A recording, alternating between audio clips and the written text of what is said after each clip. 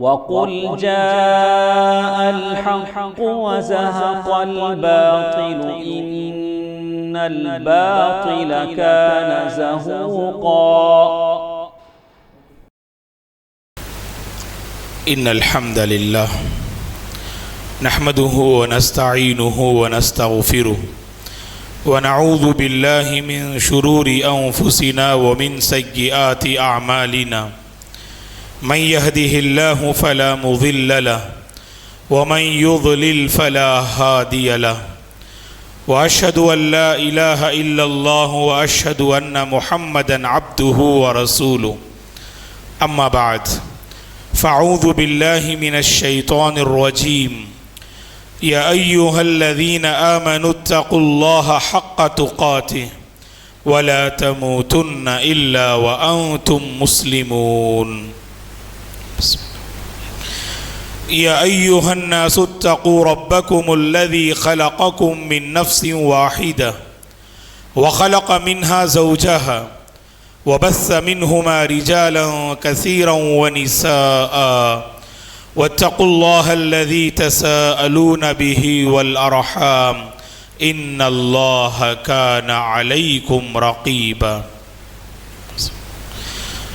يا أيها الذين آمنوا اتقوا الله وقولوا قولا سديدا يصلح لكم أعمالكم ويغفر لكم ذنوبكم ومن يطع الله ورسوله فقد فاز فوزا عظيما فإن خير الحديث كتاب الله وخير الهدي هدي محمد صلى الله عليه وسلم وشر الأمور محدثاتها وكل محدثة بدعة وكل بدعة ضلالة وكل ضلالة في النار فأعوذ بالله من الشيطان الرجيم وَلَقَدْ خَلَقْنَا الْإِنسَانَ وَنَعْلَمُ مَا تُوَسْوِسُ بِهِ نَفْسُهُ وَنَحْنُ أَقْرَبُ إِلَيْهِ مِنْ حَبْلِ الْوَرِيدِ إِذْ يَتَلَقَّى الْمُتَلَقِّيَانِ عَنِ الْيَمِينِ وَعَنِ الشِّمَالِ قَعِيدٌ مَا يَلْفِظُ مِنْ قَوْلٍ إِلَّا لَدَيْهِ رَقِيبٌ عَتِيدٌ وَجَاءَتْ سَكْرَةُ الْمَوْتِ بِالْحَقِّ ذلك ما كنت منه تحيد ونفخ في الصور ذلك يوم الوعيد وجاءت كل نفس معها سائق وشهيد لقد كنت في غفلة من هذا فكشفنا عنك غطاءك فبصرك اليوم حديد وقال قرينه هذا ما لدي عتيد القيا في جهنم كل كفار عنيد مناع للخير معتد مريب الذي جعل مع الله إلها آخر فألقياه في العذاب الشديد قال قرينه ربنا ما أطغيته ولكن كان في ضلال بعيد قال لا تختصموا لدي وقد قدمت إليكم بالوعيد ما يبدل القول لدي وما أنا بظلام للعبيد وإنك لعلى خلق عظيم ہر قسم کی تعریف بزرگی اور بڑائی اس اللہ وحدہ لا شریک کے لیے ہے جس نے اس ساری کائنات کو پیدا کیا. درود اور سلام ہو رحمت للعالمین خاتم النبیین محمد عربی صلی اللہ علیہ وسلم پر جنہوں نے اپنی امت کو اعلیٰ اخلاق پہ چھوڑا. صحابہ اکرام رضوان اللہ علیہم اجمعین، تابعین، تابعین، تمام مومن مرد اور عورتوں پر اللہ کی رحمت اور اس کی سلامتی ہو، آمین. محترم بزرگوں، نوجوانوں، عزیز بچوں اور قابل احترام میری ماں اور بہنوں، دین اسلام کی نمایاں خوبی یہ ہے کہ وہ اپنے ماننے والوں کو با ادب اور با اخلاق دیکھنا چاہتا ہے. اعلیٰ اخلاق، حسن کردار، اچھے آداب اور اچھے اخلاق کی پاسداری شریعت کی بنیادی تعلیمات میں سے ایک اہم تعلیم ہے۔ مسلمان کی پہچان اس کے اچھے اخلاق سے ہوتی ہے۔ مسلم سوسائٹی کی پہچان اس کے حسن کردار سے ہوتی ہے، کیونکہ اخلاق سے ہم اسلام کا تعارف کراتے ہیں۔ اپنے اخلاق سے ہم لوگوں کے دلوں میں مقام بناتے ہیں۔ اخلاق سے ہم ہر مشکل مسئلہ حل کر سکتے ہیں۔ اخلاق سے ہم سوسائٹی کو امن و شانتی کی راہ دکھا سکتے ہیں۔ بہت سارے مسائل کا حل شریعت نے حسن اخلاق میں رکھا ہے۔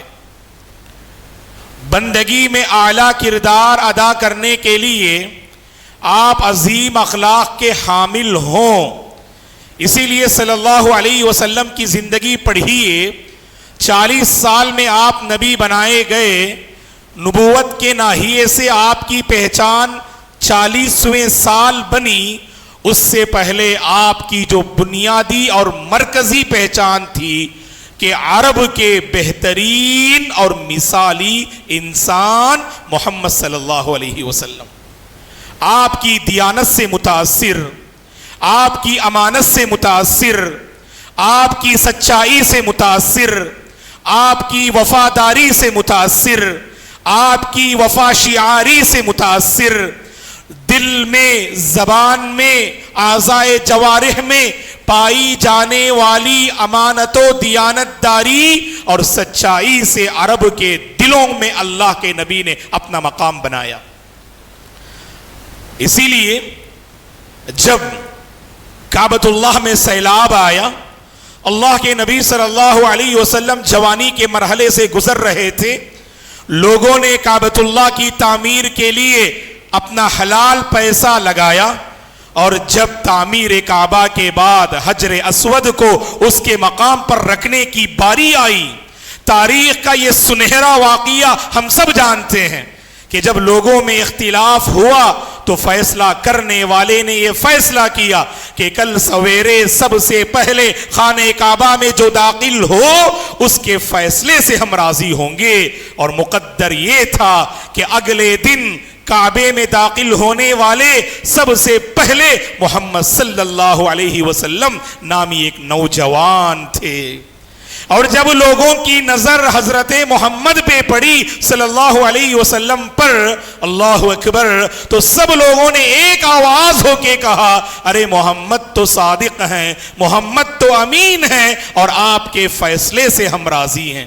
صفا کی پہاڑی پر نبی بنائے جانے کے بعد سری دعوت کے مرحلے سے فارغ ہو کر جب اللہ کا حکم آیا، وَأَنذِرْ عَشِيرَتَكَ الْأَقْرَبِينَ، اے نبی آپ اپنے قریبی رشتہ داروں کو ڈرائیے، تو سب سے پہلے آپ نے اپنے خاندان والوں کو صفا کی پہاڑی پہ جمع کیا، اور سب لوگوں کے سامنے آپ نے اپنی پہچان اور اپنی شناخت کی پوچھی، تو سب لوگوں نے ایک آواز ہو کے کہا، ما جربنا علیک کذبا یا محمد، اے محمد تم نے ہمارے مابین 40 سالہ زندگی بسر کی، اس 40 سالہ زندگی میں کبھی ہم نے تم میں کوئی برا اخلاق نہیں دیکھا، جھوٹ کی کوئی بات ہم نے تم میں آزمائی نہیں۔ 40 سالہ زندگی ہمارے نبی کی ایک کھلی کتاب کی شکل میں موجود تھی۔ اسی لیے جب ایک غیر مسلم دنیا انسانیت کی جینیس شخصیات کو اپنی کتاب میں جمع کرنا چاہتا ہے، جب سے کائنات کا آغاز ہوا اس وقت سے پوری اقوام میں پائی جانے والی عظیم ہستیاں اور عظیم شخصیات، اس نے 100 لوگوں کا انتخاب کیا جو دنیا کی جینیس اور مثالی شخصیات تھیں۔ دی 100 نامی اس نے کتاب لکھا، اور اس کتاب میں سب سے پہلا مقام جو حاصل کرتے ہیں وہ میرے اور آپ کے حبیب صلی اللہ علیہ وسلم ہیں۔ آپ کے اخلاق سے متاثر ہو کر، آپ کے حسن کردار سے متاثر ہو کر اس نے اپنی کتاب میں اللہ کے نبی کو سب سے پہلا مقام عطا کیا۔ تو دوستو میری اور آپ کی پہچان یاد رکھنا ہمارے اخلاق سے ہوتی ہے، ہمارے معاملات سے ہوتی ہے. میری اور آپ کی پہچان ہمارے ایکٹیویٹیز سے ہوتی ہے، ہماری زبان سے ہوتی ہے، ہمارے تعامل سے ہوتی ہے، ہماری صحبتوں اور تعلقات سے ہماری پہچان بنتی ہے. اور ہر مقام پہ حسن اخلاق کا دامن تھامنا، ہر مقام پر حسن کردار کا دامن تھامنا. اور ہمارے نبی نے فرمایا تم میں بہتر وہ ہے، تم میں بہتر وہ ہے جو اس روئے زمین میں زیور اخلاق سے آراستہ ہو. کیا فرمایا صلی اللہ علیہ وسلم نے؟ ان من خیارکم احاسنکم اخلاقا، تم میں سب سے بہتر وہ ہے جو اخلاق میں سب سے اونچا ہو، جو اخلاق میں سب سے مثالی ہو. اور خود ہمارے نبی نے اپنی عملی زندگی سے اس کا نمونہ پیش کیا. کان النبی صلی اللہ علیہ وسلم احسن الناس خلقا. انس بن مالک خادم رسول رضی اللہ عنہ، جنہوں نے 10 سال اللہ کے نبی کی خدمت کی، آپ کی زبان سے جو گواہی نکلتی ہے اس عظیم پیغمبر کے بارے میں کہ پوری انسانیت میں اللہ کے نبی سب سے عظیم اخلاق کے حامل تھے. تو دوستو آج ہمارے پاس مسائل کا انبار ہے، بہت ساری پیچیدگیاں ہیں، بہت ساری خرابیاں ہیں، بہت سارا فساد اور بگاڑ ماحول اور گھر میں پایا جاتا ہے. یاد رکھنا اگر آپ ہندوستان میں اپنا مستقبل روشن بنانا چاہتے ہیں، لوگوں کے دلوں میں اپنا مقام بنانا چاہتے ہیں، اسلام کا تعارف دنیا انسانیت کے سامنے اگر پیش کرنا چاہتے ہیں، تو ہر مسلمان کو اخلاق سے جڑنا ہوگا اور اخلاق سے اپنی زندگی کو آراستہ کرنا ہوگا. واللہ آج بہت سارے مسلمان ایسے ہیں جن کے اخلاق سے لوگ بدزن ہو جاتے ہیں، اخلاق سے بدزن ہو کر اسلام کی غلط تصویر دنیا انسانیت کے سامنے پیش کرتے ہیں. اخلاق کا ایسا برا حال ہے، زبان اتنی گندی ہے، دل اس قدر پراگندہ ہے، معاملات میں اس قدر بے وفائی اور خیانت ہے، تجارت اور تعلقات میں اس قدر دھوکہ دہی ہے. مسلمان کا نام سن کر نفرت کرنے والے آج اس روئے زمین میں کتنے لوگ ہیں اللہ کے بندو.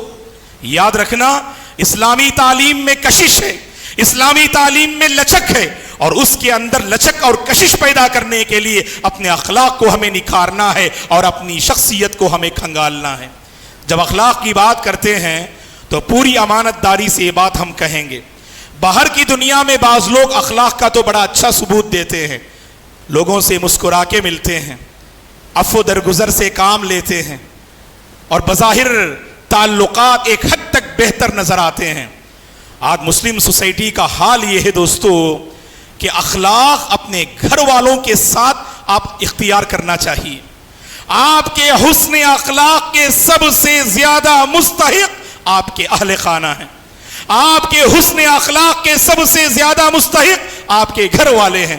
بہت سارے اللہ کے بندے گھر میں داخل ہوتے اخلاق کا لباس اتار کے داخل ہوتے ہیں، اخلاق کا لباس اتار کے داخل ہوتے ہیں. گھر والے انتظار کرتے ہیں، اس گھڑی کا انتظار کرتے ہیں کہ آپ ان کے ساتھ اچھا برتاؤ کریں، اچھا سلوک کریں. مدتیں گزر جاتی ہیں، وہ گھٹن میں زندگی بسر کرتے ہیں. اسی لیے آج اس خطبے میں یہ پیغام ہم دینا چاہتے ہیں، اخلاق میری اور آپ کی پہچان ہے، اخلاق ہماری میراث ہے، اخلاق ہمارا شعار ہے، اخلاق ہماری شناخت ہے. یاد رکھنا وہ اخلاق اپنے گھر والوں میں لانے کی آپ کوشش کیجئے گا.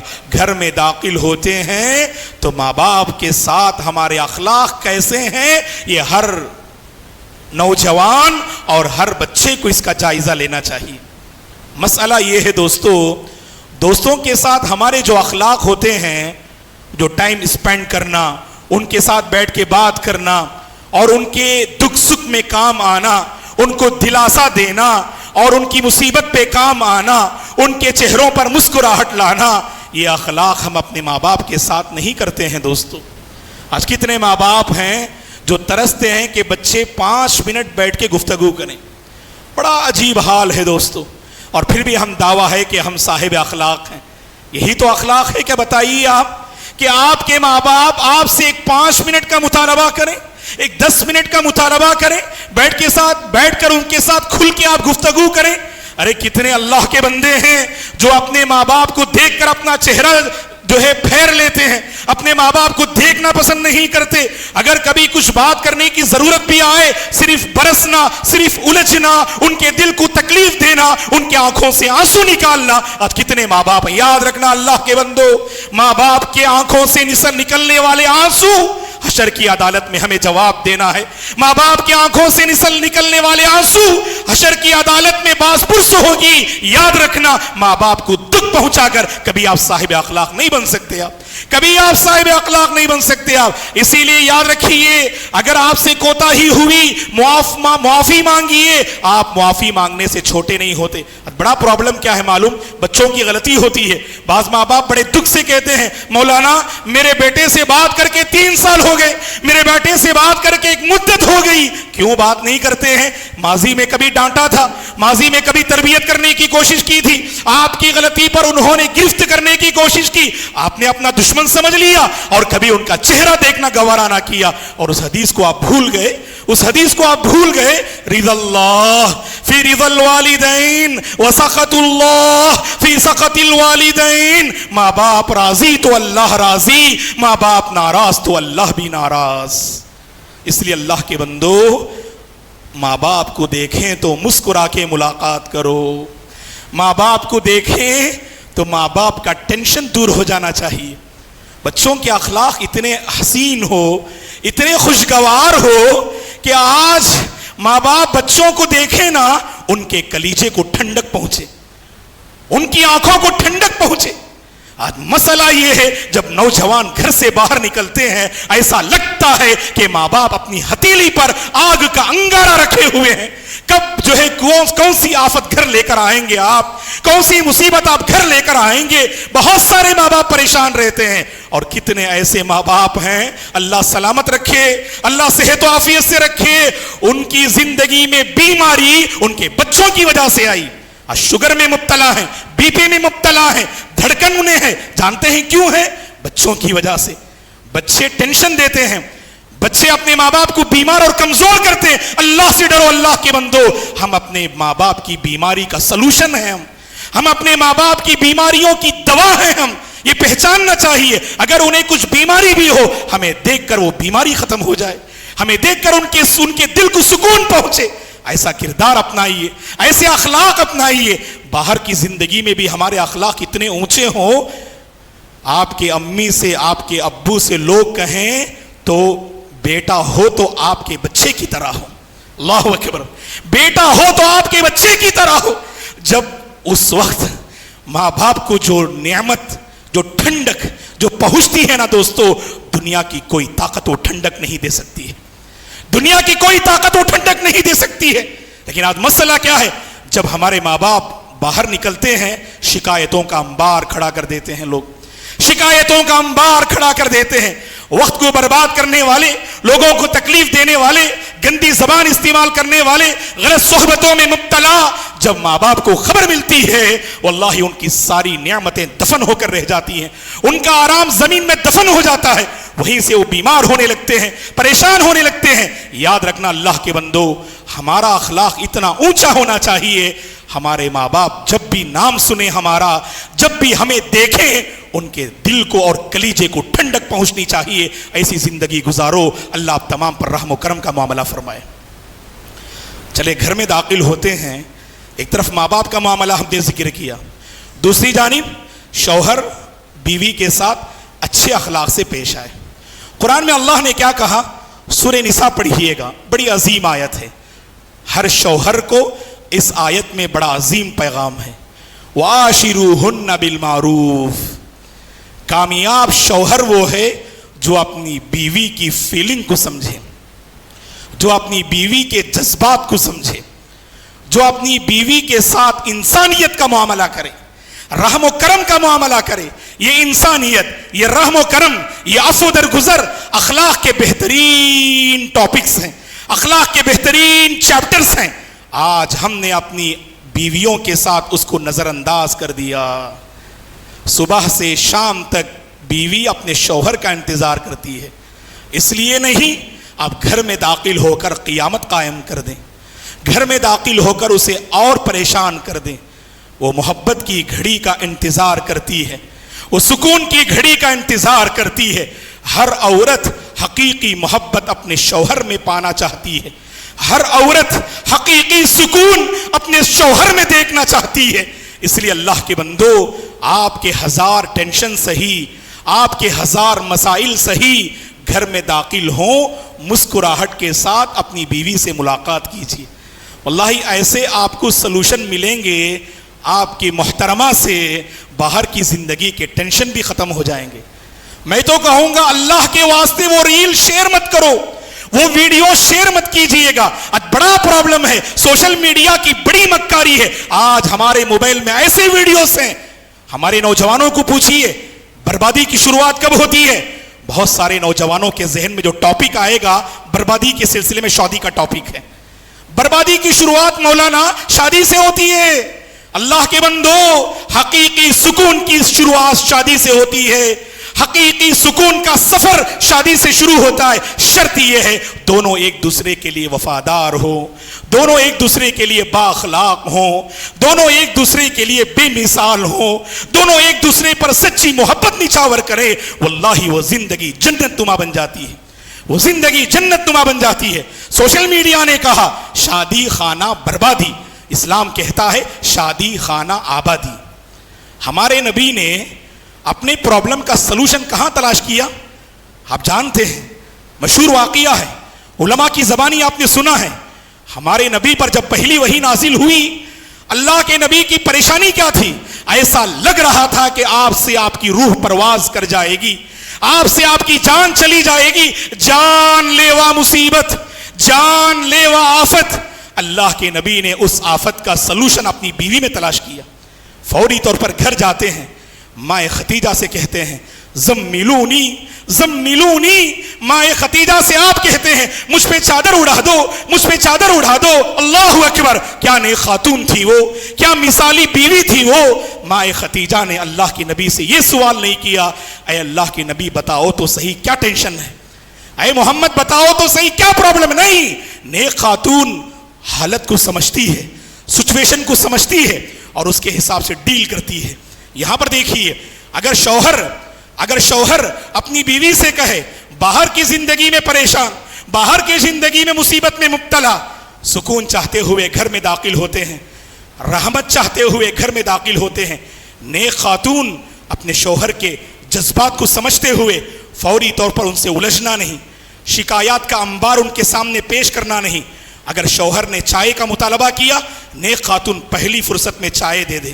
یہ نہ پوچھے بتاؤ تو صحیح کہ درد سر ہے تو کیوں درد سر ہے, اور زیادہ درد سر کو بڑھانے کا سامان فراہم مت کیجئے گا. اللہ کی بندیوں, نیک خاتون وہ ہے جو سچویشن کو سمجھتی ہے, جیسا کہ ماں خدیجہ کا کردار تھا. تو حسن اخلاق دونوں میں ہونا چاہیے. کبھی کبھار ایسا ہوتا ہے کہ باہر کی زندگی میں بڑی پریشانیاں, شوہر گھر میں داخل ہوتے ہی گھر کی پریشانیاں, اب ذہن کام نہیں کرتا ہے, بی پی بڑھ جاتی ہے, مسائل بگڑ جاتے ہیں, مسائل الجھنے کے بجائے اور زیادہ سلجھنے کے بجائے اور الجھ جاتے ہیں. ایسی صورت میں نیک بیوی کیا ہے, اپنے شوہر کے دماغ کو ٹھنڈا کرنے کا سامان فراہم کرے. کیسے؟ ہمارے نبی نے فرمایا, اللہ اکبر, نیک خاتون کی پہلی پہچان یہ ہے. سنیے اللہ کی بندیوں, اللہ کی بندیوں غور سے سننا. نیک بندی کون ہے؟ اللہ تعالیٰ کی نیک بندی کون ہے, نیک بیوی کون ہے؟ ہمارے نبی نے فرمایا سب سے پہلی پہچان نیک بیوی کی, اذا نظر الیہا سرتہ, جب شوہر اپنی بیوی کو دیکھے, بیوی اپنی اداؤں سے شوہر کو خوش کر دے, اپنی اداؤں سے شوہر کو خوش کر دے. اللہ کے نبی نے فرمایا اس دنیا کا سب سے بہترین خزانہ ہے جو تمہاری زندگی میں ہے, سب سے بہترین خزانہ ہے جو نیک عورت کی شکل میں تمہاری زندگی میں ہے. اس لیے آج بڑا پرابلم ہے, آج لوگ گھر مسائل کا سلوشن ہے, مسائل کی دوا ہے. آج مسئلہ کیا ہے, پرابلم آتا ہے تو گھر کے باہر ہمارے لوگ نظر آتے, دوستوں کے ساتھ نظر آتے, وہ اور زیادہ مسائل کو بڑھاتے, وہ اور زیادہ جدائی کی بات کرتے, طلاق اور خلا کی بات کرتے. مسئلہ سلجھنے کے بجائے اور الجھ جاتا ہے. آپ نے غلط مقام کا انتخاب کیا, غلط لوگوں کا انتخاب کیا. چار دیواری میں رہتے اللہ دونوں کے درمیان الفت محبت پیدا کرتا اس الفت و محبت سے اپنا مسئلہ چار دیواری میں حل کر لیتے. اسی لیے اللہ نے قرآن میں کیا کہا؟ ہن لباس لکم وانتم لباس لہن. وہ تمہارے لیے لباس اور تم ان کے لیے لباس. لباس کا کام کیا ہے؟ اس کے اندر کے عیب کو چھپاتا ہے, اس کے اندر کے عیب کو ظاہر ہونے نہیں دیتا. تو اس لیے اللہ کے بندو یہ شوہر بیوی کا کردار ہونا چاہیے. اور ہمارے نبی نے کیا گواہی دی, اللہ اکبر. تم میں سے جانتے کون بہتر ہیں؟ لوگ بڑی تعریف کر رہے ہیں, تعریفوں کے پل باندھ رہے ہیں آپ کے بارے میں, لیکن آپ کی بیوی آپ کے بارے میں کیا رائے رکھتی ہے؟ بہت معنی رکھتا ہے. آپ کے بچے آپ کے بارے میں کیا سوچتے ہیں؟ بہت معنی رکھتا ہے. کبھی کبھار بچوں کے سامنے ہم ذکر کرتے ہیں, آپ کے ابو تو بڑے فیاض ہیں, آپ کے ابو تو بڑے زبردست مسکراہٹ لاتے ہیں, تو بچے سوچتے ہیں گھر میں کبھی ابو نے مسکرایا نہیں, گھر میں ابو نے کبھی مسکرا کے ہم سے گفتگو نہیں کی, اور میرے ابو کے بارے میں ایسی تعریفیں ہو رہی ہیں. یاد رکھنا اللہ کے بندو, ہمارے نبی نے کیا فرمایا؟ خیرکم خیرکم لأہلہ وانا خیرکم لأہلی. تم میں سب سے بہتر وہ ہے جو اپنے گھر والوں کے حق میں سب سے بہتر ہو. اور اللہ کے نبی نے اپنی پریکٹیکل لائف کو سامنے رکھا. ہمارے نبی کی زندگی پڑھو, زندگی کا ایک ایک ورق گواہی دے گا. ہمارے نبی اپنے گھر والوں کے حق میں بہت زیادہ بہتر تھے. کیسے بہتر تھے؟ مسروق نے پوچھا اپنی استاذہ عائشہ رضی اللہ عنہا سے, کیف کان النبی صلی اللہ علیہ وسلم فی بیتی, اللہ کے نبی اپنے گھر میں کیسے رہتے تھے؟ تو کیا فرمایا ماں عائشہ رضی اللہ عنہا نے؟ اللہ اکبر. کان یکون فی محنت اہلہ, اللہ کے نبی اپنے گھر والوں کی خدمت میں رہتے تھے. جب نماز کا وقت آ جاتا آپ نماز کے لیے نکل جاتے. گھر والوں کا ساتھ دیجئے گا, ان کے کاموں میں ہاتھ بٹائیے گا. لوگ سمجھتے ہیں اگر میں نے اپنی بیوی کی خدمت کی, اپنی بیوی کے کاموں میں ہاتھ بٹایا, تو لوگ مجھے جورو کا غلام کہیں گے, مجھے بیوی کا غلام کہیں گے. اللہ کے بندوں نہیں, ہمارے نبی دیکھو اپنے گھر والوں کی خدمت کرتے تھے, ان کا ساتھ دیتے تھے, ان کا سپورٹ کرتے تھے. ایک سپورٹیو شوہر بن کے رہیے گا, ایک سپورٹیو انسان بن کر رہیے گا. اگر ان کے دل میں کچھ پہاڑ ہو, غموں کا پہاڑ ہو, بیوی سمجھے میرے شوہر میں اس کا علاج ہے, میرے شوہر میں اس کی دوا ہے. ہر خاتون اسے محسوس کرنا چاہیے. اگر آپ کا دل سخت ہے, اللہ سے مطالبہ کرو, اللہ آپ کے دل کو نرم کر دیں گے. اگر آپ کے اندر بری عادتیں ہیں, اللہ سے مطالبہ کرو, اللہ تعالیٰ آپ کو اچھی عادتیں نصیب فرمائیں گے انشاءاللہ. اسی لیے دوستو, بیوی کا خیال رکھنا اور بیوی شوہر کا خیال رکھنا یہ اچھے اخلاق ہیں دوستو. ہمارے نبی صلی اللہ علیہ وسلم گھر والوں کے ساتھ بہت فری رہا کرتے تھے. کون ہے یہ؟ رحمت للعالمین, رحمت للعالمین, اس پوری کائنات کے سب سے بہترین انسان. کتنا فری رہتے تھے واقعی آپ کو یاد ہے. ماں عائشہ رضی اللہ عنہا فرماتی ہیں, ایک مرتبہ ہم سفر پہ تھے, اللہ کے نبی نے رننگ ریس کرنا چاہا. کس کے ساتھ؟ اپنی بیوی کے ساتھ. ماں عائشہ نے فرمایا رضی اللہ عنہا نے کہ میں اور اللہ کے نبی رننگ ریس کیے, دوڑ کا مسابقہ کیے, تو میں تھوڑی دبلی پتلی تھی, اللہ کے نبی سے آگے بڑھ گئی, میں کمپٹیشن میں فرسٹ آ گئی. اور اس کے بعد دیکھو ایک اور مرتبہ اللہ کے نبی صلی اللہ علیہ وسلم نے اپنی بیوی کے ساتھ وہی معاملہ کیا, وہی رننگ ریس کیا. ماں عائشہ اپنے بارے میں فرماتی ہیں اس وقت میرا وزن بڑھ گیا تھا جس کی وجہ سے میں پیچھے رہ گئی. اللہ کے نبی نے مسکرا کے فرمایا جب آپ جیت گئے, ہاذہ بتلک, ہاذہ بتلک, اے عائشہ اس وقت جو تم نے مجھے ہرایا نا اس کا بدلہ ہے. ایسے تعلقات ہوتے ہیں دوستو. میں عائشہ کو اللہ کے نبی بڑے پیار سے یا عائش, یا عائش کہہ کر پکارتے تھے. اے عائش, محبت بڑھانے کا سامان فراہم کیجئے گا, نفرت کو بڑھانے کا سامان اپنے پیروں سے کچھ لیے گا. یہ محبت کا ماحول ہے, یہ محبت کا موقع ہے. ایسا نہ ہو, یاد رکھنا دوستو, نفرتوں کو بانٹنے والوں کی آج کوئی کمی نہیں ہے, نفرتوں کو بانٹنے والوں کی آج کوئی کمی نہیں ہے, جوڑنے والوں کی آج کمی ہے, محبت کا سبق دینے والوں کی آج کمی ہے. اللہ کے واسطے اپنے گھر والوں کے ساتھ اچھا سلوک کیجئے گا. اسی طرح سے بچوں کے ساتھ, بچوں کو نظر انداز مت کیجئے گا. لوگ پوچھتے مولانا میرے بچے کے لیے کاؤنسلنگ کرنا ہے, لیکن ہم اس کے قائل نہیں ہیں. آپ کاؤنسلنگ کے لیے باہر سے کسی انسان کو بلائیں, پیسے دے کے بلائیں. ارے سب سے بہترین کاؤنسلنگ کرنے والے باپ ہوتے ہیں, یاد رکھو. باپ جب کاؤنسلنگ کریں گے نا اپنے بچے کے سلسلے میں, واللہ آپ اس کاؤنسلنگ میں اپنی محبت, اپنی شفقت, اپنی ہمدردی, اپنی غمخواری, اپنی تڑپ اور اپنی دلی فکر اس میں آپ جو ہے ڈال کے اپنے بچوں کی کاؤنسلنگ کریں گے. کاؤنسلنگ کے لیے باہر سے بلانے کی ضرورت نہیں, اپنے ٹوٹے پھوٹے الفاظ سے بچوں کے سامنے بیٹھ کر اپنے درد کو ان میں ٹرانسفر کرو, اپنی فکر کو اس میں ٹرانسفر کرو. اس کے بعد دیکھو کیسے وفادار بنتے ہیں آپ کے بچے, کیسے ایجوکیٹڈ بنتے ہیں آپ کے بچے. پرابلم یہ ہے بچوں کے ساتھ بیٹھنا آج ہمارے پاس وقت نہیں, بہت بزی مولانا, ہم بہت بزی. اور بعض ماں باپ تو اللہ رحم کرے, یہ فخر والی بات نہیں ہے, ایسا ماحول بنا کے رکھتے گھر کا, کوئی آپ سے قریب نہیں ہوتے. نہیں اللہ کے بندو, بعض باپ کہتے مولانا میرا معاملہ ایسا ہے نا, گھر میں داخل ہوتا ہوں تو بچے سب کمرے میں داخل ہو جاتے, کسی کی ہمت نہیں ہوتی مجھ سے قریب ہونے کی. ارے بھائی آپ کون ہیں؟ آپ جلاد ہیں آپ؟ ارے آپ باپ ہیں. باپ کی پہچان شفقت سے ہوتی ہے, باپ کی پہچان ہمدردی سے ہوتی ہے. آپ داخل ہوں تو آپ کے بچے آپ کے اطراف ارد گرد گھومیں اور آپ کے ساتھ چمٹنے کو پسند کریں, آپ سے دور ہونا پسند نہ کریں. یہ کوئی تعریف والی بات نہیں ہے. میرا روب ایسا, میرا دبدبا ایسا, گھر میں داخل ہوتا ہوں تو سب اپنی اپنی جگہ چلے جاتے. نہیں, محبت بانٹیے, رحم دلی سے پیش آئیے. یہاں پر ایک بات پوری امانت داری سے میں کہوں گا, گھر والوں کے ساتھ جب اخلاق کی بات کرتے ہیں, ساس اخلاق کا دامن کھو دیتی ہے, بہو اخلاق کا دامن کھو دیتی ہے. آج بڑا پرابلم ہے دوستو. آج آپ پوچھئے ہندوستان میں سب سے پیچیدہ نظام کون سا ہے, پیچیدہ سسٹم کون سا ہے؟ سسرال کا سسٹم بہت پیچیدہ ہے. واللہ معاف کرنا, میں کسی کو دکھ پہنچانے کے لیے نہیں کہہ رہا ہوں. آج بہت سارے لوگوں کی زندگیاں ایسی ہی گزر رہی ہیں. ہماری بہت ساری بہنیں سسرال میں گھٹن اور قبر کی زندگی گزار رہی ہیں. گھر کشادہ ہے لیکن اس کے باوجود تنگ ہے, زمین کشادہ ہے پھر بھی تنگ ہے, کیونکہ ہر ایک ان کے ساتھ بے وفائی کا معاملہ کرتے, کوئی سمجھتے نہیں. اور بہت سارے لوگوں کے پاس سسرال گویا کہ وہ کوئی کالج ہے, کوئی اسکول ہے, رولز اینڈ ریگولیشن. کون ہے دوستو؟ ارے ہمدردی سے پیش آؤ, یہ کوئی اسکول نہیں ہے آپ اپنی بہو پہ رولز اور ریگولیشن جو ہے آپ جو ہے لازم کریں. آپ نہیں, جیسے آپ کے رشتہ دار ہیں بچے کے, بچی کے بھی رشتہ دار ہیں, بچی کے بھی ماں باپ ہیں, بچی کے بھی گھر والے ہیں, بچی کی بھی خوشی ہے, بچی کا بھی غم ہے. یہ ساس کو سمجھنا چاہیے. اور ایسی سخت گرفت کرتے اللہ رحم فرمائے شوہر بیوی کی زندگی کا نظام درہم برہم ہو جاتا, دونوں ایک دوسرے سے قریب ہونے ہی نہیں دیتے.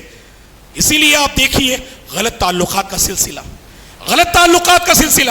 میں اپنی بہنوں سے کہوں گا, اپنی ماؤں سے کہوں گا, اللہ کے واسطے اپنی بہو پہ رحم کرو, اپنی بہو پہ رحم کرو. اللہ کے نبی حجۃ الوداع میں کیا فرمائے؟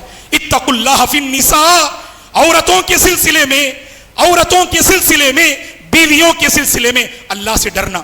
تم نے اپنے حفظ و امان میں ان کو لیا ہے, اللہ کی امانت ہیں, ان کے ساتھ خیانت نہ کرنا, ان کے ساتھ بے وفائی نہ کرنا. اس لیے اللہ کے بندو پہچانیے اپنے گھر والوں کو, ان کو کچھ آزادی دیجیے, ان پر رحم کا معاملہ کیجیے, ان کی فیلنگ کو سمجھیے.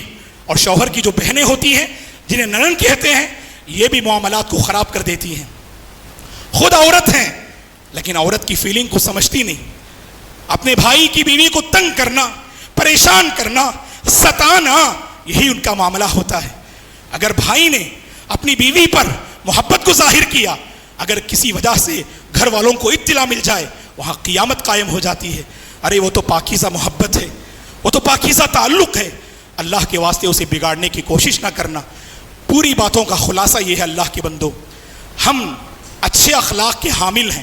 اچھے اخلاق صرف ہماری تجارت میں نہیں, باہر کی زندگی میں نہیں, ہمارے گھر کا ایک ایک حصہ, گھر کی ایک ایک اینٹ اللہ کے پاس گواہی دے ہم اچھے اخلاق والے ہیں, پاکیزہ دل والے ہیں, روشن خیال والے ہیں, روشن دماغ والے ہیں, اچھے اخلاق اور اچھے کردار کے حامل ہیں.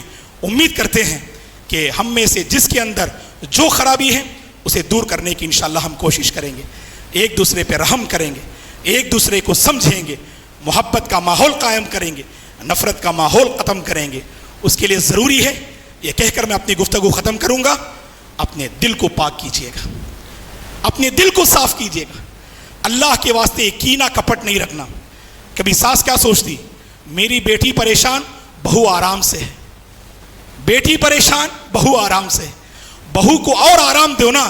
اللہ کی ذات پہ بھروسہ رکھو, یہاں جو احسان کیا نا، اللہ آپ کی بیٹی پہ بھی احسان کریں گے. اللہ آپ کے داماد کے دل کو بدل دیں گے. اللہ آپ کے داماد کے دل کو بدل دیں گے. اگر آپ نے اپنی بہو پہ رحم کیا، یہاں تو بڑی سخت پکڑ کرتے ہیں کہ میری بیٹی پریشان، میرا بیٹا تو اپنی بیوی کو رانی کی طرح رکھا ہے، ہر قسم کا آرام دیتا ہے. ارے اگر آپ کے بیٹے اگر بیوی کی عزت کرتے ہیں، بیوی کی قدر کرتے ہیں، اللہ کی قسم اس مرد کو ایک اچھی عورت نے جنم دیا ہے، اچھی عورت نے جنم دیا ہے. اگر آپ کی تربیت اتنی اچھی ہے کہ آپ کا بیٹا عورت کی عزت کرتا ہے، عورت کی قدر کرتا ہے، ماں کو فخر سے کہنا چاہیے، ماں کو فخر سے کہنا چاہیے میرا بیٹا میری عزت بھی کرتا ہے اور میری بہو کی بھی عزت کرتا ہے. یہاں پر ایک بات کہوں گا کہ مرد حضرات کو بھی اپنی ماں کو تکلیف نہیں دینا. دوستوں، کبھی بیوی کی محبت میں ایسے ہو جاتے آپ ماں کو رلاتے، ماں کو تڑپاتے، ماں کو پریشان کرتے. ایسا بھی نہیں ہونا چاہیے. آپ دونوں کی قدر کیجیے، دونوں کا احترام کیجیے. اللہ ضرور خیر کا معاملہ فرمائیں گے. اللہ سے ہم دعا کرتے ہیں اللہ تعالیٰ مجھے اور آپ کو اچھے اخلاق اختیار کرنے کی توفیق عطا فرمائے، حسن کردار کے ساتھ زندگی گزارنے کی اللہ توفیق عطا فرمائے. اللہ ہمارے بچوں کی حفاظت فرمائے، اچھی صحبتیں انہیں نصیب فرمائے، اچھے تعلقات انہیں نصیب فرمائے. گھر کے نظام میں جو خلل اور بگاڑ ہے اللہ اس کی اصلاح فرمائے. اللہ ہمارے گھروں کی الجھنوں کا خاتمہ فرمائے. اللہ ہمارے گھروں میں برکتوں کے دروازے کھول دے، سکون کے دروازے کھول دے. ہم میں سے جو پریشان حال ہیں اللہ سب کی پریشانی کو دور فرمائے. جو بیمار ہیں اللہ تعالیٰ شفا عاجلہ اور کاملہ نصیب فرمائے. اللہ صحت والی عافیت والی زندگی نصیب فرمائے. ہم میں سے جو جس فیلڈ میں بھی پریشان ہیں اللہ ہر پریشانی کو دور فرمائے. اللہ ہمارے نوجوانوں کو اچھی جوانی کے ساتھ زندگی گزارنے کی اللہ توفیق عطا فرمائے. بری صحبتوں سے اللہ ہمارے نوجوانوں کی حفاظت فرمائے. جن کی شادیاں نہیں ہوئی ہیں ہمارے نوجوان لڑکے اور لڑکیاں اللہ تعالیٰ ان کے حق میں نیک جوڑے کے فیصلے فرمائے. جن کی شادیاں ہو چکی ہیں اللہ تعالیٰ سچی محبت اور سچی الفت والی زندگی، دیندار زندگی نصیب فرمائے. جو بے اولاد ہیں اللہ نیک اولاد سے مالا مال فرمائے. جن کو اللہ نے بچوں سے نوازا ہے اللہ ہمارے بچوں کو نیک بنا دے، دیندار بنا دے، پرہیزگار اور متقی بنا دے، ماں باپ کا فرما بردار بنا دے. اللہ ہم سب کو ہر فتنے سے محفوظ رکھے، ایمان پر باقی رکھے اور ایمان پر خاتمہ نصیب فرمائے. آمین. اقول قولی هذا واستغفر الله لي ولكم ولسائر المسلمين من كل ذنب فاستغفروه انه الغفور الرحيم. ان الحمد لله نحمده ونستعينه ونستغفره ونعوذ بالله من شرور انفسنا ومن سيئات اعمالنا. من يهده الله فلا مضل له ومن يضلل فلا هادي له واشهد ان لا اله الا الله واشهد ان محمدا عبده ورسوله. اما بعد فاعوذ بالله من الشيطان الرجيم. ان الله وملائكته يصلون على النبي يا أيها الذين آمنوا صلوا عليه وسلموا تسليما. اللهم صل على محمد وعلى آل محمد كما صليت على إبراهيم وعلى آل إبراهيم إنك حميد مجيد. اللهم بارك على محمد وعلى آل محمد كما باركت على إبراهيم وعلى آل إبراهيم إنك حميد مجيد. اللهم اعز الإسلام والمسلمين وأذل الشرك والمشركين. اللهم انصر إخواننا المستضعفين في فلسطين. اللهم انصر إخواننا المستضعفين في كل مكان. اللهم أصلح أحوال المسلمين في الهند. اللهم أصلح أحوال المسلمين في كل مكان يا رب العالمين. اللهم بارك لنا فيما رزقتنا وبارك لنا في حياتنا. اللهم بارك لنا في أعمالنا. اللهم بارك لنا في أوقاتنا. اللهم أرنا الحق حقا وارزقنا اتباعه وأرنا الباطل باطلا وارزقنا اجتنابه. ربنا هب لنا من أزواجنا وذرياتنا قرة أعين واجعلنا للمتقين إماما. رب اجعلني مقيم الصلاة ومن ذريتي ربنا وتقبل دعاء. ربنا اغفر لي ولوالدي وللمؤمنين يوم يقوم الحساب. رب ارحمهما كما ربياني صغيرا. اللهم إنا نسألك الهدى والتقى والعفاف والغنى. عباد الله رحمني ورحمكم الله. فاعوذ بالله من الشيطان الرجيم. إن الله يأمر بالعدل والإحسان وإيتاء ذي القربى وينهى عن الفحشاء والمنكر والبغي يعظكم لعلكم تذكرون. اذكروا الله العظيم يذكركم ولذكر الله تعالى أكبر والله يعلم ما تصنعون.